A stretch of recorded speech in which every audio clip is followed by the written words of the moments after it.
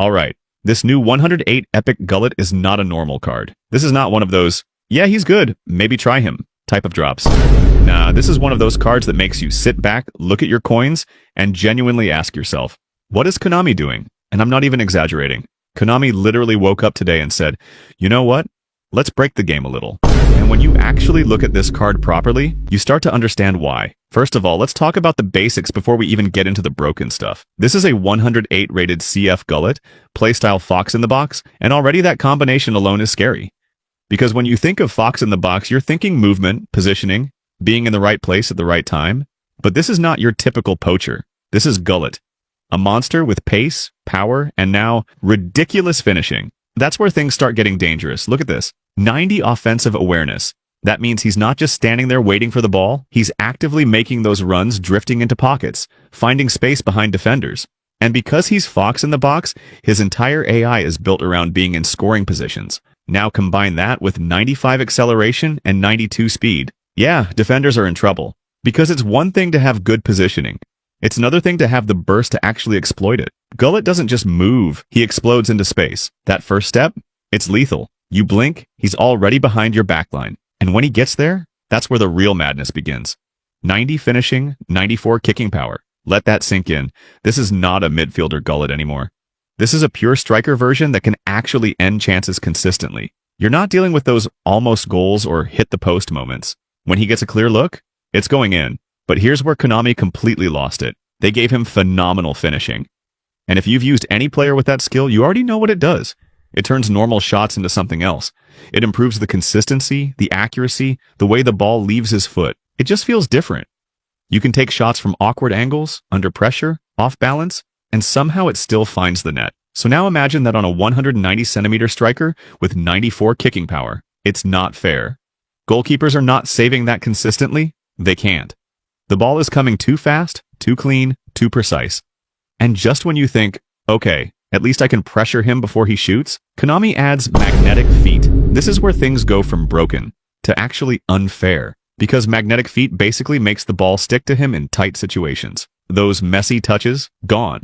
Loose control under pressure, gone. Defenders trying to poke the ball away, good luck.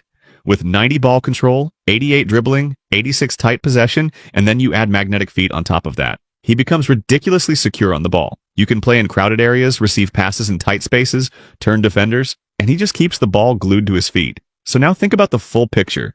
A striker who can make intelligent runs, burst into space, hold off defenders, control the ball perfectly under pressure, and then finish like a sniper. What exactly are you supposed to do against that?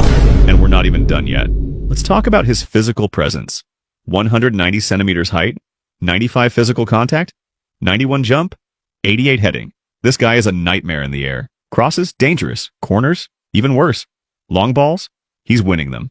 He's not just a ground striker, he's a full aerial threat. You can literally switch your playstyle mid-game. If passing through the middle isn't working, just start whipping crosses in. He will get on the end of them. And because he has that physicality, defenders can't just bully him off the ball. Even strong center backs are going to struggle. You try to push him, he holds you off. You try to intercept, he shields. You try to outjump him, good luck. Now add 88 balance into the mix. So even when he gets challenged, he doesn't just fall over.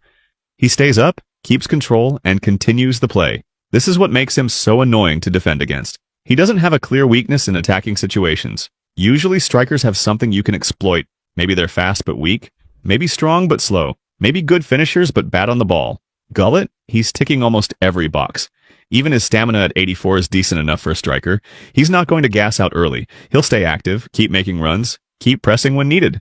And defensively, yeah, he's not a defender, but 76 defensive awareness and 72 aggression means he can still apply some pressure from the front.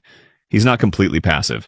Now let's talk about the play style again, Fox in the Box. Some people might think, oh, that's limiting, but in this case, it actually makes him more dangerous. Because Fox in the Box players are always positioned for goals. They're not drifting wide unnecessarily. They're not dropping too deep. They're focused on one thing, scoring. And when you give that role to a player with this level of all-around ability, it becomes deadly. He's always where he needs to be. And when the ball comes, he has everything required to convert. That's why this card feels unfair. Because it's not just one thing. It's not just finishing. It's not just physicality. It's not just pace. It's the combination of everything. enhanced by two of the most broken skills in the game right now. Phenomenal finishing plus magnetic feet. That combo alone should not be on a player like this. And let's be honest, Konami knew exactly what they were doing when they dropped this today. This is not a casual release. This is a drain your coins type of drop.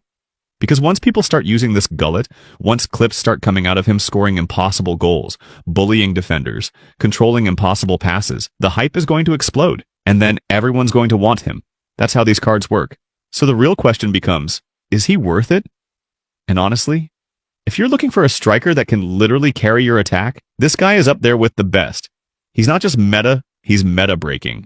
But at the same time, you have to be smart. Because these packs, they're not cheap. And chasing one player can drain everything. So if you already have top tier strikers, you might not need him. But if you don't, if you've been struggling to find that one forward who can do everything, this Gullit might be that guy. Just know what you're getting into. Because once you go for him, there's no guarantees. Konami dropped something dangerous today. And whether you choose to go for it or not, that decision could change your entire team.